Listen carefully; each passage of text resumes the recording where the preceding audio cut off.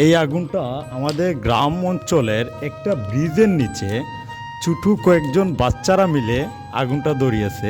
আজকে প্রচুর পরিমাণে ঠান্ডা পড়েছে, যার কারণে আসলে বাচ্চারা এইখানের মধ্যে এই আগুনটা ধরিয়েছে। আপনারা দেখতে পারতেছেন, দেখুন বাচ্চারা কত সুন্দর করে আগুন ধরিয়েছে। আপনারা সবাই অবগত আছেন, বর্তমানে শীতকাল মৌসুম।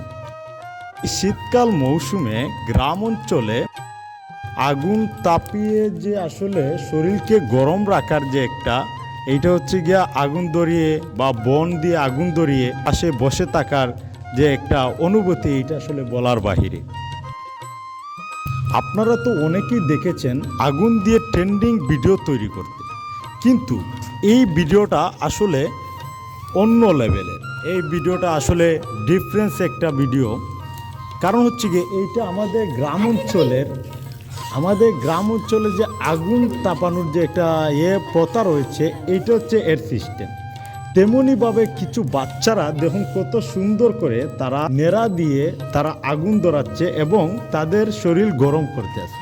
কারণ আজকের দিনে প্রচুর পরিমাণে ঠান্ডা পড়েছে, সকাল থেকে রোদ নাই বললেই চলে। আমার এই বিষয়টা অনেকটাই ভালো লেগেছে, যার কারণে এসেছি এইগুলা দেখার জন্য। আপনারা সবাই অবগত আছেন, আমি গ্রামীণ চিত্র নিয়ে গ্রামের সুন্দর সুন্দর চিত্রগুলো আপনাদের সামনে উপস্থাপনা করার চেষ্টা করি। এই যে দেখুন বাচ্চা, আমার নাম কি বাবা? হ্যাঁ, রোহান। তোমার নাম কি?